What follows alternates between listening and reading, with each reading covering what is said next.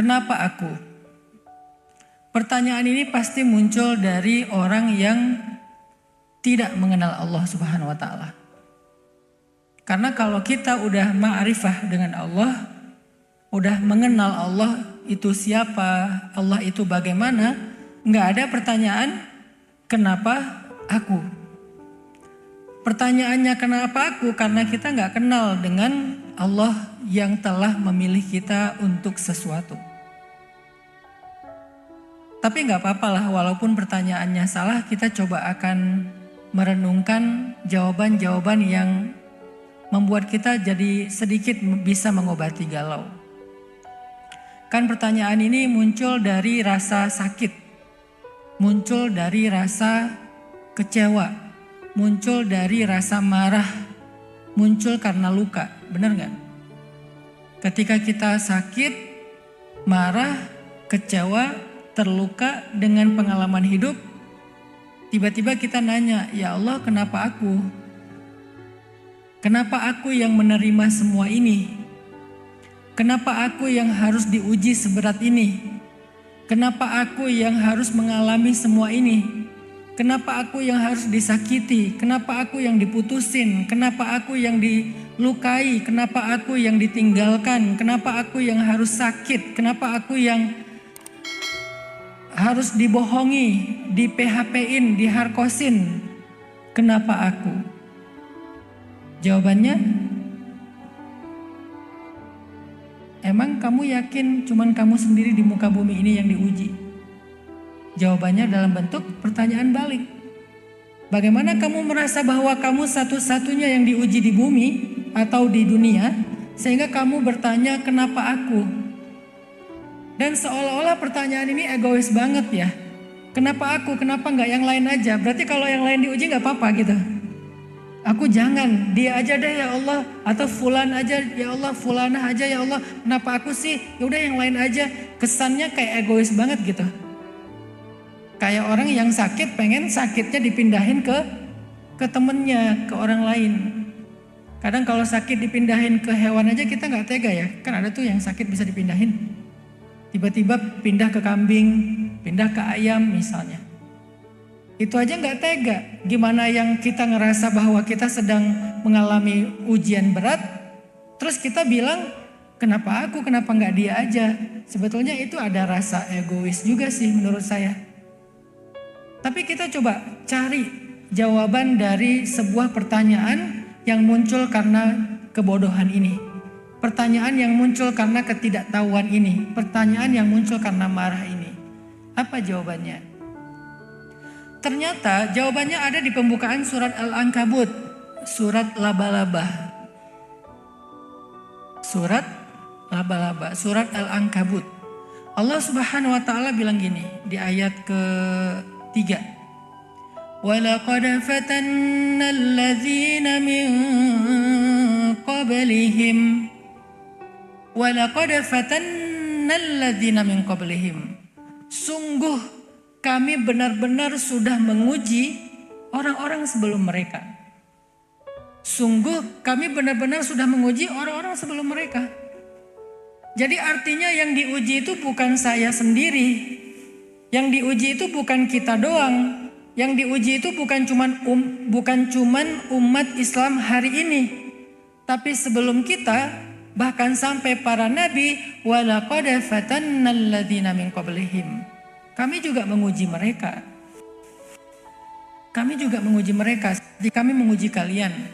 Maka muncullah kisah-kisah yang sering kita baca, mulai dari yang paling fenomenal itu Bilal bin Rabah. Ada Ammar, ada Yasir, ada Sumayyah, ada Zinnairah, ada Zaid, ada Abdullah bin Mas'ud, ada banyak sahabat.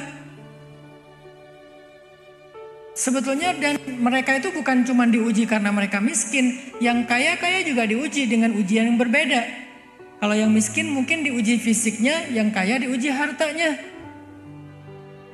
Ada Suhaib yang kehilangan semua hartanya gara-gara hijrah. Ketika dia mau hijrah, sama Abu Jahal dibilang gini, kamu kan dulu datang dari Rum. Suhaib, bin Amr Ar-Rumi. Kamu kan dulu datangnya dari dari Roma. Atau bukan dari Roma sih, dari Romawi. Kamu kan dulu datangnya dari Romawi ke Mekah gak bawa apa-apa. Kemudian di Mekah kamu menjadi orang yang kaya. Kamu berdagang dengan perdagangan di pasar-pasar kami. Kamu memiliki aset di tanah kami. Lalu tiba-tiba sekarang kamu ingin ikut Muhammad hijrah ke Madinah. Maka pilihan untuk kamu cuma dua. Satu, kamu tinggal di sini dengan harta dan aset-asetmu, atau kamu pergi ke Madinah ikut Muhammad tetapi hartamu akan kami sita. Pilih mana? Suhaib diuji dengan hartanya. Kalau Bilal, Zinnairah, Sumayyah dan seterusnya diuji dengan fisiknya, Suhaib diuji dengan hartanya. Jadi yang diuji bukan yang miskin-miskin doang, yang kaya juga diuji. Dan dia dengan sangat yakin mengatakan, aku memilih Allah dan Rasul. Maka hijrahlah Suhaib ke Madinah dengan meninggalkan seluruh harta-hartanya. Itu juga terjadi kepada Utsman, itu juga terjadi kepada Abu Bakar. Bahkan sebelum hijrah Abu Bakar hartanya udah hampir habis karena support dan pengorbanannya untuk dakwah.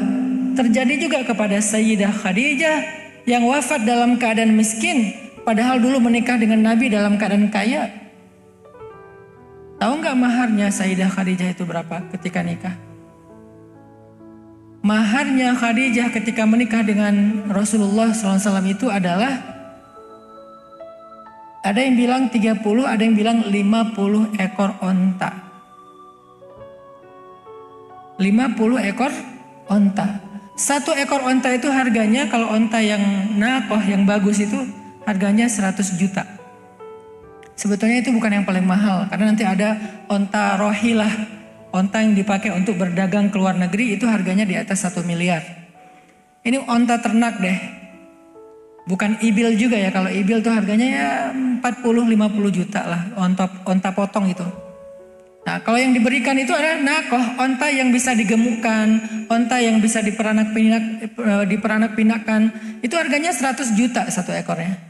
Berarti kalau 30 atau 50 ekor onta, sekitar 5 miliar maharnya Sayyidah Khadijah. Berapa umur Nabi ketika memberi mahar kepada Sayyidah Khadijah? 25 Hijriah. Kalau Masehinya berapa berarti? Karena kan kita ngitung diri kita pakai Masehi nih. Biasanya Masehi itu lebih panjang daripada Hijriah. Jadi kalau Hijriahnya 25, kurang lebih Masehinya 23 lah. Berarti di umur 23 baru lulus di Unbrau, udah punya mahar 5 miliar. Nih cewek-cewek yang ada di masjid ini, kalau ada yang datang ke kalian serius, terus bilang, Mbak aku pengen serius. Oh ya datang aja ke ayah, boleh spill nggak? Kira-kira ayah nanti bakal minta mahar berapa gitu. Kalian kalau ditanya maharnya, bilang aja gini, samain aja lah sama Khadijah.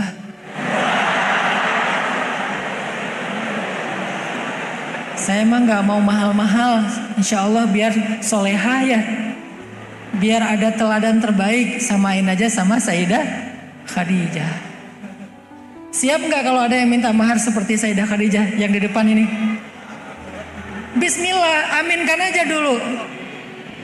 Siapa tahu kalian punya mahar lebih dari itu insya Allah.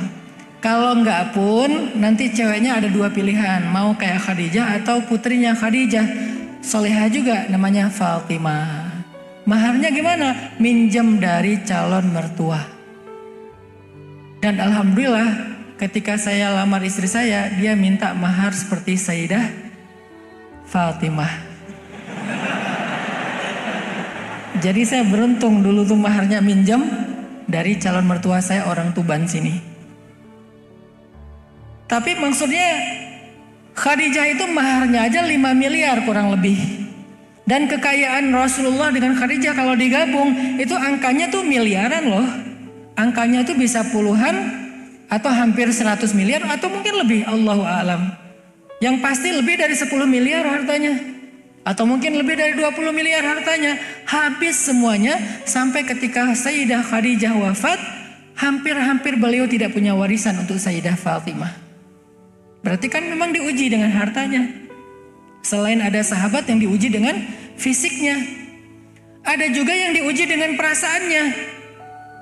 Makanya Allah berfirman, Am hasibtum an tadkhulul jannah walamma ya'tikum mathalul ladzina khalau min qablikum massathumul ba'sa'u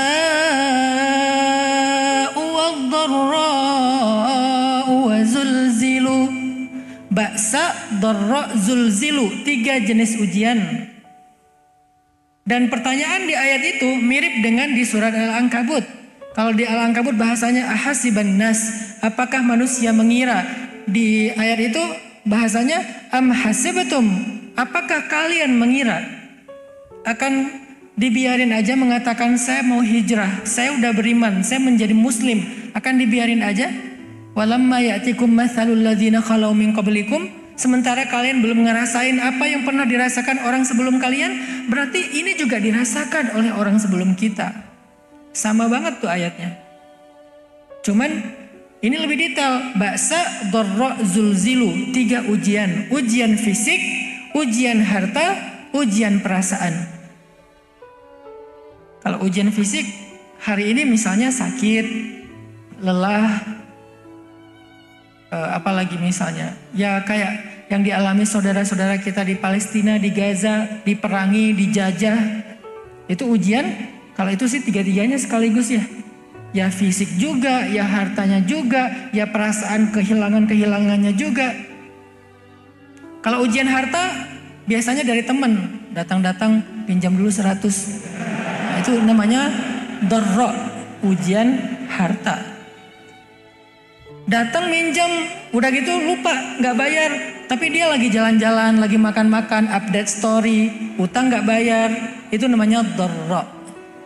Yang paling berat menurut saya bukan ba'sa dharra, walaupun dua-duanya berat. Tapi yang paling berat itu justru zulzilu, diguncang. Dan ini adalah simbol dari ujian perasaan. Zulzilu, diguncang-guncang perasaannya. Tiba-tiba dibikin happy, besoknya dibikin kecewa dan patah hati. Itu zulzilu banget tuh.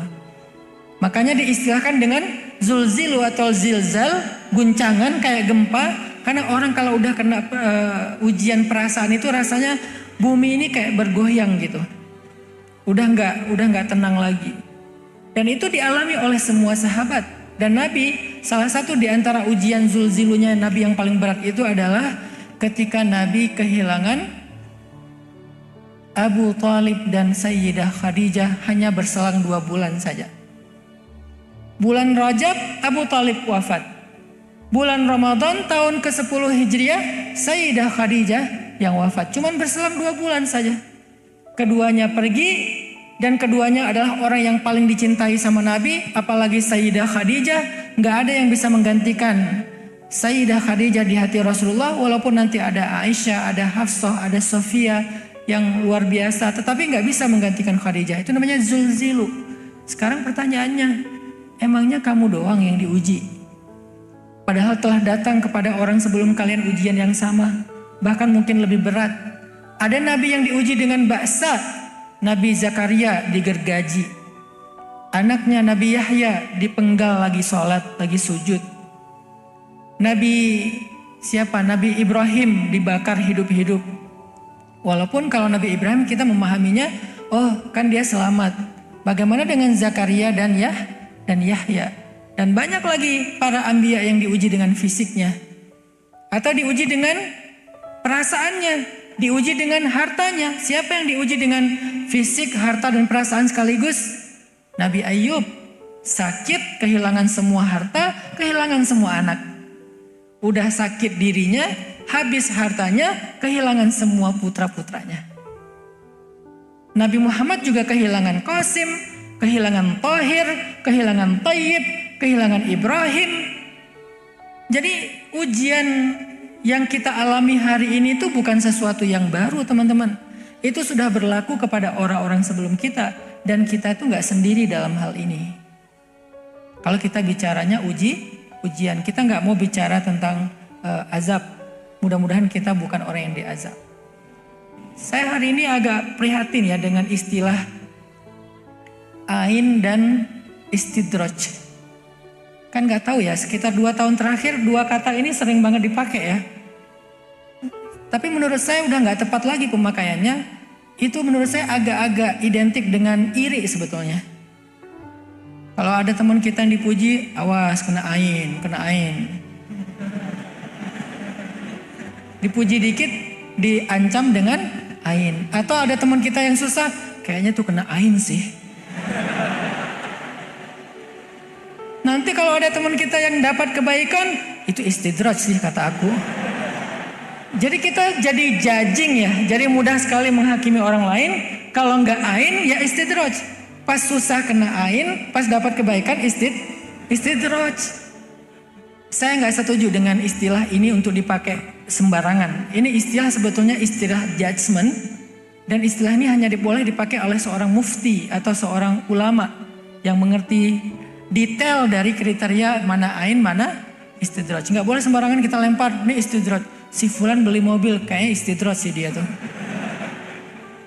Kenapa ya ada teman saya yang dia pacaran, yang dia kayaknya nggak sholat, tapi kok karirnya bagus, nilainya bagus, di organisasi bagus. Siapa bilang bagus? Itu tuh istidraj tau nggak sih? Ini kan berarti judgment, berarti kita ngejudging orang lain yang mendapatkan karunia Allah. Tapi kan dia pacaran Ustadz, tapi kan dia buka aurat Ustadz, tapi kan dia berbuat dosa Ustadz, tapi kan dia nggak sholat Ustadz. Bentar dulu, bisa nggak kita iltamis li akhika alfa udrin, cari 1000 alasan untuk berbaik sangka sama dia. Oke, dia mungkin berbuat dosa. Oke, mungkin dia adalah orang yang nggak baik sholatnya. Siapa tahu sekarang dia udah bertobat. Saya kenal dia Ustadz, dia belum bertobat. Siapa tahu dia punya amalan rahasia yang kamu nggak ngerti. Kayaknya nggak ada deh rahasia dia. Semua rahasia dia ceritain ke saya. Kayaknya dia dapat doa orang tua. Tapi saya juga punya orang tua. Nah, kamu nggak pernah sungkem sama ibumu. Kalau dia selalu cium tangan ibunya, nelpon ibunya beberapa hari sekali, nelpon ayahnya minta restu. Kamu sendiri nggak pernah lakukan itu. Artinya dia itu bukan lagi istidraj. Dia itu lagi dapat nikmat dari Allah. Alasannya Allahu a'lam. Jangan sampai orang dapat nikmat istidraj, begitu orang dikasih ujian untuk diangkat derajat, kita bilang ain. Padahal Nabi kalau ngejenguk orang sakit nggak bilang ain, Nabi bilangnya apa? La ba'sa tahurun insyaallah. Nggak apa-apa, ini pembersih. Nggak apa-apa, ini mengangkat derajat. Nggak apa-apa, ini mengampuni dosa. Berarti kamu bukan dapat musibah, kamu dapat anugerah. Dengan bentuk sakit, dengan bentuk ujian untuk membersihkan dosa dan mengangkat derajat. Kayak gitu cara Nabi bergaul, bukan ketemu orang, kamu dapat ain di mana sih? Nggak gitu ngomongnya. Kalau ada yang dapat nikmat, Masya Allah, semoga berkah, barakallah apa misalnya gitu kan ya. Bukan hati-hati ya, karena itu nggak lama. Padahal ada orang di dalam surat Al-Kahfi yang jelas-jelas istidraj, itu kawannya bilang apa? Qala li sahibihi wa huwa yuhawiruhu akafarta billadhi khalaqaka min turab laula id dakhalta jannataka qulta ma syaa Allah. Dibilang enggak? Anta apa? Asabatal istidraj. Asabakal istidraj, kamu mendapatkan istidraj. Nggak ngomong gitu. Dia tapi ngomongnya gimana? Kenapa kamu nggak berzikir kepada Allah? Kenapa kamu nggak bersyukur kepada Allah? Kenapa kamu malah kufur kepada Allah? Cuma dinasihatin, bukan? Hadza istidraj kata dia. Ini istidraj untuk kamu. Enggak, padahal jelas-jelas itu istidraj loh. Laki-laki yang kaya banget itu, yang kemudian mengatakan ma'azunnu an tabida hadhihi abada, ini nggak akan pernah binasa lagi, aku akan kalau nanti setelah aku mati pun dapat kebaikan yang kayak gini, bla bla bla lah dia bilang. Temennya yang jelas-jelas paham ini istidraj cuman ngasih nasihat. Akafarta billadzi khalaqaka min turab summa min nutfah summa sawwaka rajula walaula idz dakhalta jannataka qulta masya Allah. Kenapa kamu nggak bilang masya Allah? Nah, jadi dinasehatin dulu, nanti ujung-ujungnya ketika memang nggak bisa dinasehatin baru Ada basyiron, ada nadhiron, ada busyro, ada ada nadra, ada berita gembira, ada peringatan. Nah, jadi teman-teman, kalau kita lagi dapat ujian ini bukan kita sendiri yang ngerasain, tapi orang-orang sebelum kita pun merasakan hal yang sama. Ini poin pertama dari pertanyaan kenapa aku? Ternyata bukan kamu sendiri. Jadi setelah ini diganti pertanyaannya, kenapa kami? Bukan kenapa aku, kenapa kami? Atau kenapa mereka? Karena kita nggak sendiri, kita nggak sekelompok, kita nggak segenerasi. Kita dan orang-orang sebelum kita ngalamin hal yang sama. Jadi semuanya sama. Sekarang pertanyaannya dirubah lagi. Kenapa? Udah segitu aja. Dari kenapa aku, jadi kenapa kami, ternyata juga nggak cukup. Maka pertanyaan yang paling tepat adalah kenapa? Apa hikmahnya? Apa pelajarannya? Sehingga aku diuji, sehingga kami diuji, sehingga mereka diuji. Apa pelajarannya? Disitulah kita akan belajar yang namanya hikmah. Karena ilmu itu ada ilmu wawasan, ada ilmu kehidupan. Ilmu wawasan itu namanya sakofah. Ilmu kehidupan itu namanya hikmah. Yang kalau dalam bahasa Indonesia sederhananya diartikan pengalaman. Ilmu kehidupan itu namanya hikmah. Yang dalam bahasa sederhana Indonesia diistilahkan dengan pengalaman. Orang yang paling banyak pengalamannya walaupun gak sekolah adalah orang yang berilmu. Sebagaimana orang yang paling banyak wawasannya dengan sekolah adalah orang yang berilmu. Jadi orang yang berilmu itu bukan cuma orang yang mutsaqaf.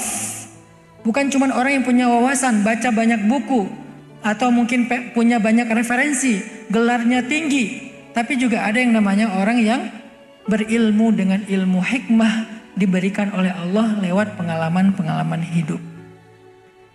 Atau dalam istilah yang lain, ada ilmu yang namanya ilmu al-muktasab. Ada lagi ilmu namanya al-mauhub. Al-muktasab istilah lainnya al-kasabi. Al-mauhub istilah lainnya al-wahabi. Tapi ini beda dengan aliran ya. Al-muktasab, al-kasabi, al-mauhub, al-wahabi, al-thaqafah, al-hikmah. Ini dua pembagian ilmu. Al-muktasab atau al-kasabi, ilmu yang dipelajari. Kita baca, baik ilmu agama ataupun ilmu umum, kita baca, kita sekolah, itu namanya ilmu al-muktasab atau al-kasabi. Tapi ada ilmu yang tidak dipelajari, yang tidak dibaca, yang tidak sekolah. Namanya ilmu al-mauhub. Kalau dalam ilmu tasawuf dikenal dengan istilah ilmu laduni. Dalam tasawuf itu sering diistilahkan dengan istilah ilmu laduni. Dari mana istilah ilmu laduni? Bukan carene, bukan katanya, bukan cenah, bukan qila waqal. Kalau dalam bahasa Arab qila waqal, bukan.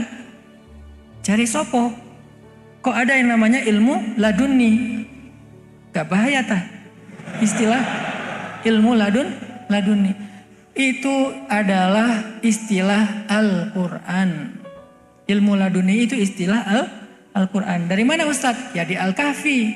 Wa 'allamnahu min ladunna ilmah. Dan kami ajarkan kepada laki-laki itu, siapa laki-laki yang dimaksud? Nabiullah Khadar, yang di Indonesia diistilahkan Khidir. Dan kami ajarkan kepada Khadar dari sisi kami ilmu, dari sisi kami. Kata dari sisi kami itu adalah ladun. Dari Allah langsung, namanya mauhub, dikasih. Nah, ketika Allah Subhanahu wa taala memberikan ilmu kepada seorang hamba yang sifatnya pengalaman hidup, dalam bahasa lain juga diistilahkan dengan hikmah. Al-isabah fil qawli wal amal definisinya. Tepat dalam ucapan, tepat dalam perbuatan. Dan itu namanya hikmah. Balik lagi ke cerita tadi. Apa hikmahnya ketika kita diuji? Apa hikmahnya ketika kita diberikan masalah? sama dengan apa hikmahnya ketika kita dikasih tugas sekolah. Makanya saya sengaja membahas tentang pembagian ilmu, karena kalian adalah para pelajar, kalian adalah para mahasiswa-mahasiswi, kalian adalah orang-orang yang berpendidikan. Kalian sangat memaklumi ketika dosen kalian ngasih tugas ya. Walaupun agak-agak komplain dikit ketika tugasnya banyak, tapi kalian kerjakan juga. Dan kalian ikhlas dengan itu. Kenapa? Kalian tahu di balik tugas-tugas itu, di balik proyek-proyek itu, di balik susah payahnya kalian belajar dari 1 tahun sampai 4 tahun, dilanjutkan lagi 2 tahun, dilanjutkan lagi 2 tahun. Kalau di Indonesia per jenjang itu 2 tahun, S2, S3. Bahkan ketika saya kuliah di Mesir, S2-nya rata-rata teman-teman paling cepat tuh 5 tahun. Tapi banyak dari teman-teman saya tuh S2 8 tahun, S3-nya 8 tahun. Saya udah punya anak 4, mereka baru selesai S3. Padahal kita berangkat ke Mesirnya sama. Berhubung mereka orangnya sabar, sampai S3. Saya orangnya gak bertahan, pulang duluan. Istri saya aja S2 di sana saya pengaruhi. Apain sih kayak gini-gini? Padahal udah benar dia tuh. Gara-gara nikah sama saya jadi terpengaruh dengan pengaruh yang buruk. Akhirnya kita pulang. Dia cuma sempat setahun doang S2-nya. Saya anterin dia ke kuliah, ke kampus. Naik tram yang di tengah kota itu kan. Dia turun di kampusnya. Saya jalan-jalan bawa kamera, foto-foto. Sampai di rumah malam-malam dia buka buku. Saya ngedit-ngedit. Beda banget dunia kita. Jadi artinya ketika kita mendapatkan tugas kuliah, kita disuruh ikut ujian, kita mendapatkan proyek, kita effort di situ, kita berjuang di situ, kita habis-habisan di situ, bahkan kita bayar untuk biaya pendidikan kita bayar living cost kita nggak ngeluh, nggak pernah bertanya kenapa aku. Coba tiba-tiba dosen ngasih tugas ke kita, terus kita bilang, Pak, kenapa saya?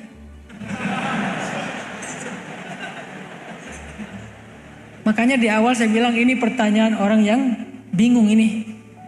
Pertanyaan orang yang gak kenal Allah nih. Kan sederhana jawabannya, karena kamu mahasiswa aku.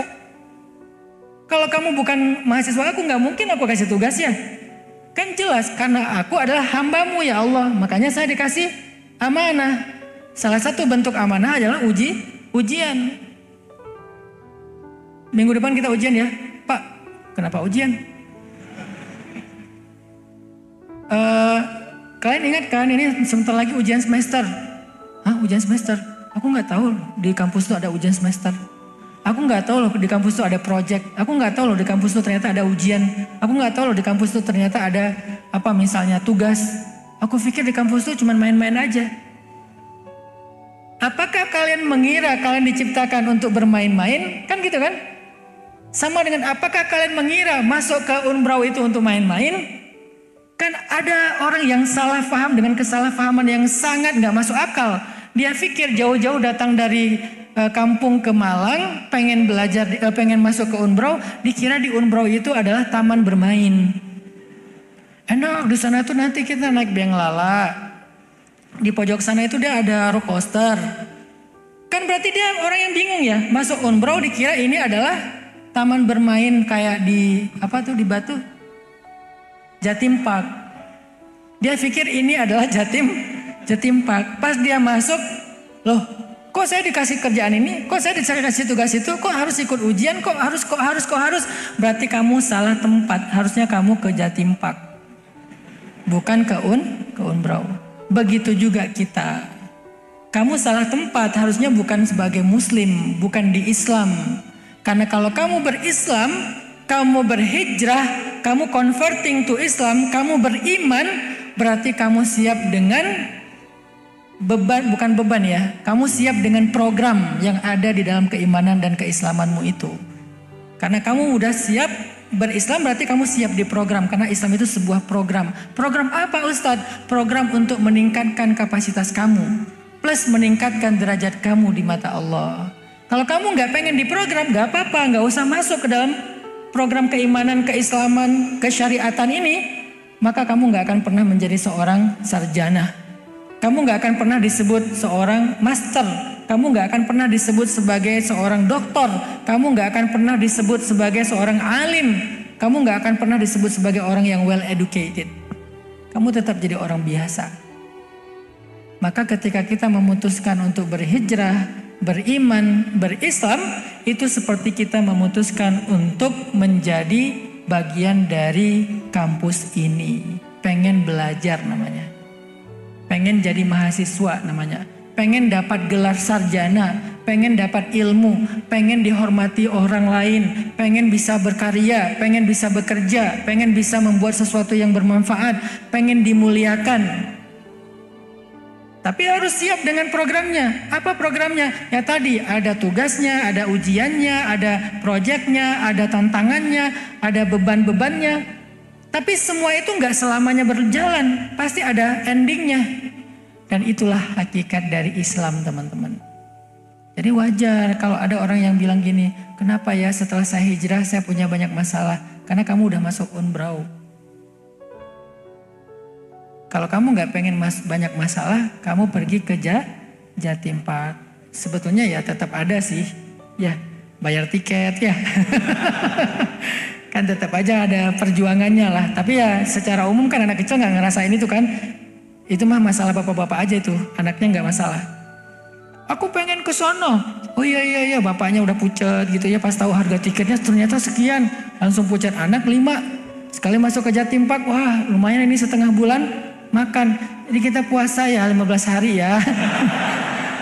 Anak kecil mana ngerti, namanya juga dia pengen main. Nah artinya kalau kalian berislam, berhijrah, beriman, kalian akan dapatkan banyak kebaikan-kebaikan yang luar biasa. Seperti kalian masuk ke umrah, tetapi juga sebelum mendapatkan semua kebaikan itu, kalian harus siap dengan challenge-nya, dengan tugasnya, dengan amanahnya, dengan ujian dan seterusnya. Kenapa ya? Aku pikir ujiannya beratnya cuma pas masuk doang. Tapi makin lama makin berat ujiannya. Makin lama makin berat. Ujung-ujungnya puncaknya ketika udah semester terakhir, malah ujiannya berat banget. Sampai stres, gak tidur bermalam-malam, berhari-hari, berminggu-minggu. Kalau ujiannya makin berat, artinya bentar lagi mau lulus. Maka itulah Islam kita. Makin berat ujian kalian dalam berislam, makin berat ujian kalian dalam berhijrah, makin berat ujian kalian dalam beriman, bentar lagi kalian mau lulus. Nah, dalam bahasa siklus keislaman, dua ini disebut dengan dua fase, yang satu disebut ibtila, yang kedua namanya tamkin. Dalam bahasa keislaman kita, fase sekolah itu namanya fase ibtila, fase ujian dari kata bala. Fase ibtila, memang diuji, emang kayak gitu, semuanya akan mengalami hal yang sama. وَلَنَبْلُوَنَّكُمْ بِشَيْءٍ مِّنَ الْخَوْفِ وَالْجُوعِ وَنَقْصٍ مِّنَ الْأَمْوَالِ وَالْأَنفُسِ وَالثَّمَرَاتِ. Itu namanya fase ibtila, masa-masa diuji. 4 tahun, 5 tahun, 10 tahun. Kalau di kampus kan 4 tahun Ustadz, kenapa ini saya udah lebih dari 4 tahun? Karena kampusnya beda. Kan setiap kampus punya kebijakan. Kampus yang bernama iman, kampus yang bernama Islam, kampus yang bernama hijrah itu fase ibtilanya beda-beda di setiap orang. Dia bukan standarisasi, tapi personalisasi. Jadi kamu dikasihnya setahun, kamu 10 tahun, kamu 3 tahun, kamu 2 tahun, beda-beda. Bagaimana kita tahu Ustadz kapan lulusnya? Pertanyaan kapan lulusnya itu kalau dalam bahasa Al-Quran disebut dengan mata nasrullah. Kapan datangnya pertolongan Allah? Kapan ya menangnya? Kapan ya lulusnya? Kata Allah, ala inna nasrullahi qarib. Bentar lagi. Tapi udah 5 tahun, bentar lagi. Tapi udah 10 tahun, bentar lagi tuh. Kenapa saya bilang bentar lagi? Apa maksud dari kata-kata di dalam ayat itu? Karena saya dulu di Al-Azhar belajar tafsir ya. Jadi kita kayak dibedah gitu per kata. Kenapa kok jawabannya bentar lagi? Kenapa nggak jawabannya setelah melalui ini? Atau setelah setahun misalnya. Kenapa nggak jawabannya itu fix? Kenapa nggak jawabannya itu dalam bentuk angka? Kenapa jawabannya itu dalam bentuk janji sebentar lagi?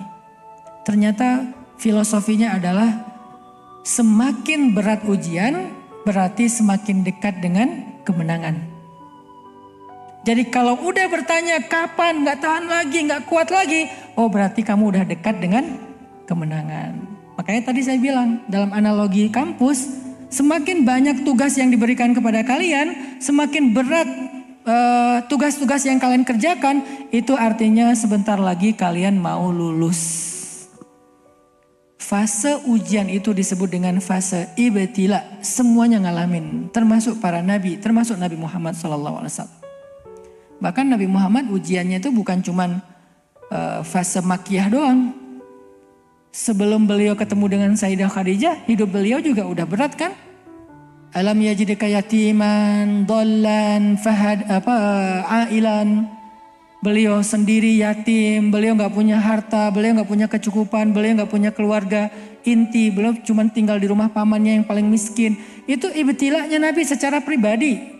Nanti ibtilanya Nabi dalam dakwah, sejak pertama beliau mendapatkan risalah di usia 40 tahun. 10 tahun pertama berat banget, atau 13 tahun pertama selama di Mekah itu secara total berat banget. Di Madinah pun gak langsung ringan, pelan-pelan, nanti kemudian baru ada kemenangan-kemenangan. Itulah fase ibtila.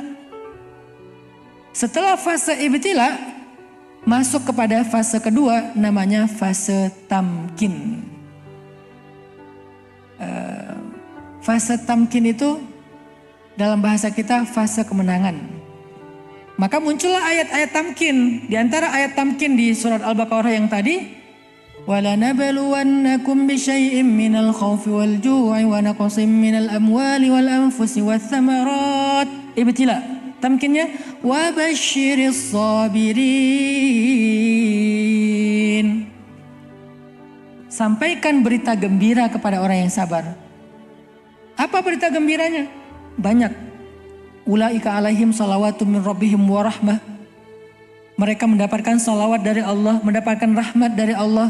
Itu kalau urusannya urusan langit. Kalau urusan bumi, urusan bumi itu kalau dalam bahasa Nabi Nuh, yursilis sama alaikum midrara wa yumdidukum bi amwalin wa banin wa yaj'al lakum jannatin wa yaj'al lakum anhara. Itu namanya tamkin. Atau kalau dalam bahasa surat yang lain, inna fatahna laka fatham mubina. Atau dalam bahasa surat yang lain, idza jaa nasrullahi wal fath. Atau dalam surat yang lain, alam yajidka yatiman. Itu fase apa? Alam yajidka yatiman, fase apa? Ibtila. Fa'awa, fase tamkin. Wa wajadaka dhallan. Ibtila. Fahada, tamkin. Wa wajadaka ailan. Ibtila. Fa'aghna, tamkin. Jadi dalam hidup kita sebagai seorang mukmin, muslim, muhajir, kita harus melalui dua fase ini. Tapi yang paling panjang adalah yang kedua, fase tamkin. Ibtila itu gak panjang. Sepanjang-panjangnya ibtila, tetap dia gak sepanjang tamkin. Makanya jangan berkeluh kesah, karena ibtila kita itu gak abadi. Fa'inna syada'ida la tadum. Sesungguhnya ujian itu gak abadi. La tadum, gak akan abadi. Tunggulah yaumul tamkin, hari kemenangan, yaumul fath. Idza jaa nasrullahi wal fath. Jadi kalau sekarang dikasih ujian, jangan lagi nanya tentang kenapa saya, kenapa ujian, kenapa setelah hijrah kok banyak masalah. Karena kamu masuk umrah, bukan masuk jatim pak. Sederhana logikanya. Ya udah deh kalau gitu saya nggak mau jadi masuk umrah, mau di jatim pak aja. Ya udah, nggak apa-apa. Berarti kamu nggak akan pernah disebut sebagai sarjana. Kamu gak akan pernah dapat life skill, hard skill, segala macam skill. Kamu gak akan pernah dihormati orang. Kamu gak akan pernah dianggap dewasa. Kamu gak akan pernah dikasih pekerjaan atau mendapatkan pekerjaan atau membuat pekerjaan. Kamu gak akan pernah menjadi orang yang eksis. Kamu tetaplah sebagai anak kecil dan selamanya dalam keadaan lemah dan tidak mulia. Itu pilihan masing-masing. Aku gak mau hijrah. Aku gak mau beriman. Aku gak mau menerapkan syariat, aku gak mau menjalankan agama Allah biar gak diuji. Gak apa-apa, berarti selamanya di mata Allah kamu menjadi orang yang biasa-biasa aja. Tapi kan kalau misalnya pengen jadi orang yang biasa, yang luar biasa di mata Allah, mulia di mata Allah, aku takut gak kuat. Bismillah, biasanya kalau dilihat dari jauh itu emang agak mengerikan. Jalanin aja dulu. Setelah dijalani ternyata benar Ustaz gak kuat, jalanin lagi. Sampai kapan? Bentar lagi. Usia berapa Sayyidah Khadijah mendapatkan jodoh yang tepat?